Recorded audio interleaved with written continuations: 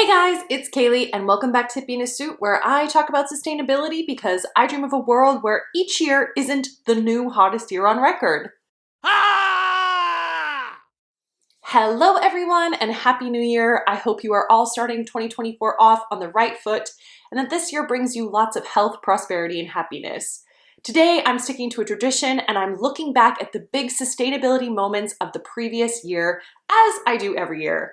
Although I am a couple weeks late and I do apologize for that. Now there is a lot of bad news out there at the moment and it can be overwhelming. That's why I think it is helpful to look back and celebrate the little wins along the way so we can focus on some of the positive things that have occurred. But before I dive into that, I wanted to take a quick moment to thank you for supporting Hippie in a Suit again this year. I do have a pretty busy day job, so I can't always make as much content as I would like, but I absolutely love seeing your thoughts and ideas in the comments, and I do hope you learned something from these videos and that they are helpful. Okay, without further ado, let's dive into the big sustainability moments of 2023. As always, you'll find a blog post in the description box linked below, and it has links to all the research used in this video and resources where you can learn more. Let's go!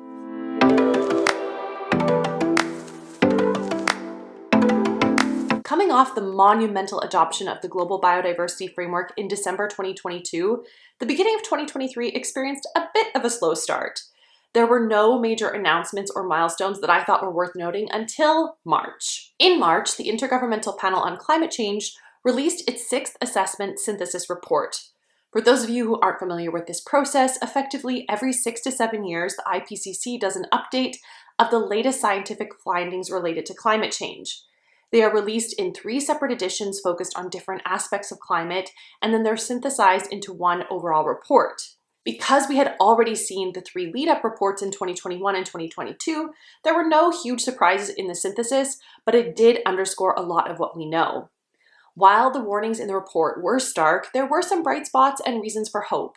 The report made it clear that human activity is causing climate change, and we've already experienced warming of 1.1 degrees Celsius and are experiencing widespread and rapid changes to the atmosphere, ocean, cryosphere, and biosphere. But on the positive side, climate mitigation and adaptation policies and programs have expanded greatly in the last 10 years. But of course, there still is a long way to go, and it is essential that we meet net zero by mid-century. Another big milestone that was reached in March after over a decade of negotiation was the agreement to the terms of a landmark treaty on the high seas. The treaty is key to protecting life in the high seas, which is increasingly under threat from pollution, climate change, and overfishing. Among other things, it will allow for the creation of marine protected areas, which are safe havens for fish, plants, and other vulnerable species. The agreement was then adopted by the United Nations in June, and at the UN General Assembly in September, 67 countries officially signed onto it, and now a total number of signatories sits at 84.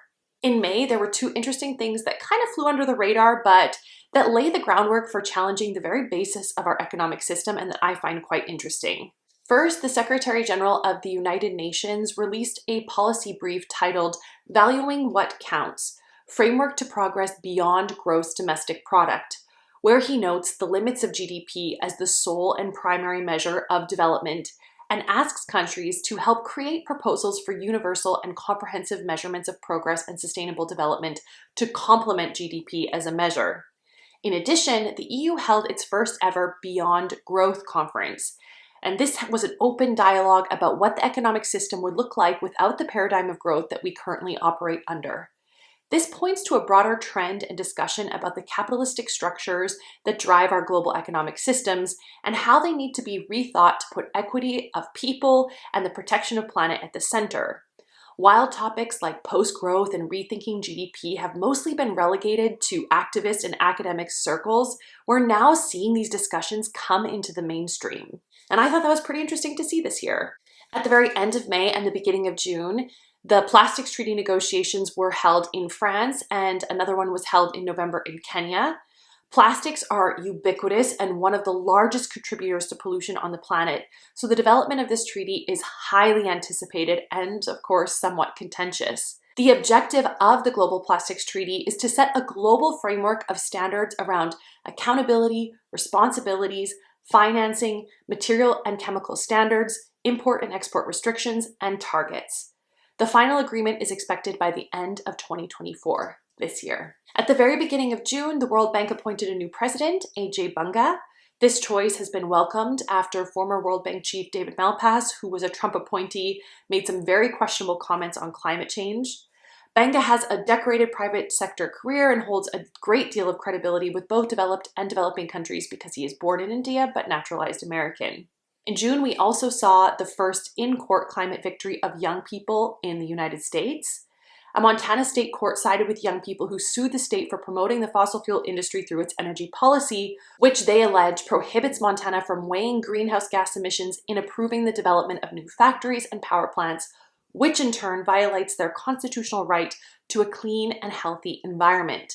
This case is similar to others brought by young people in Germany, the Netherlands, Ireland, and New Zealand, and creates important legal precedent for how courts can hold states accountable for climate inaction. Every September, the UN General Assembly takes place in New York, but this year had a particular sustainability spin as the SDG Summit was held as part of overall UNGA.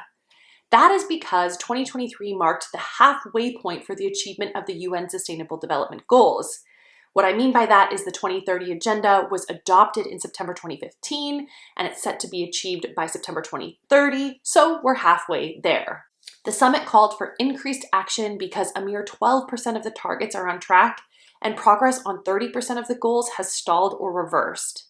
In addition, this year's SDG Summit was seen as a stepping stone to 2024, where the Secretary General will convene what's called the Summit of the Future. This summit aims to develop a pact for the future comprising 5 chapters on sustainable development and financing development, international peace and security, science, technology, innovation and digital cooperation, youth and future generations, and transforming global governance. Then, at the very end of September in Bonn, a comprehensive global framework on chemicals and waste management was reached. The framework outlines a roadmap for countries and stakeholders to collaboratively address the life cycle of chemicals, including products and waste. The framework also calls for the prevention of the illegal trade and trafficking of chemicals and waste, the implementation of national legal frameworks, the phase-out by 2035 of highly hazardous pesticides in agriculture, a call for transition to a safer and more sustainable chemical alternatives, the responsible management of chemicals in various sectors, and the enhancement of transparency and access to information regarding chemicals and their associated risks. As is the case every year, the climate conference of the parties took place in November and December to close out the year. COP28 made headlines when negotiations went into overtime as nations duked it out over the wording around fossil fuel phase-out. In the end, there were a few key outcomes, including a loss and damage fund, which was set up to support developing countries that are already suffering from the effects of climate change, with $700 million being pledged to the fund. This was seen as good progress, but short of the overall funding needed to actually address loss and damage. The global stocktake outcome had the first ever direct mention of reducing fossil fuel use under the context of the Paris Agreement. The exact text calls for transitioning away from fossil fuels in energy systems in a just, orderly, and equitable manner. This was a win for many and a failure for others who were hoping to see the term phase out used. In addition, leaders agreed to ratchet up climate action before the end of the decade to keep the global temperature limit of 1.5 degrees C within reach. And finally, at COP, there was the launch of a $30 billion private market capital climate fund aimed at mobilizing private sector investments in low carbon and climate resilient projects, especially in emerging and developing economies.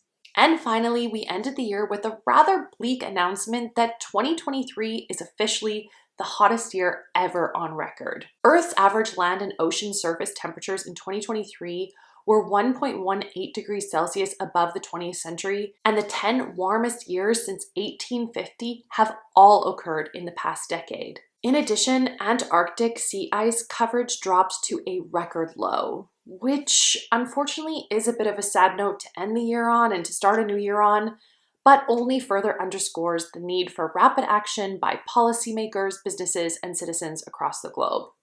So with that, I will close us out. I hope you enjoyed this quick summary of the big moments for sustainability in 2023. As always, thank you so much for being here. If you've learned something in this video, give it a like, and don't forget to check out the blog post if you want more information on these big 2023 milestones. See you in the next one, and until then, keep fighting the good fight. Bye!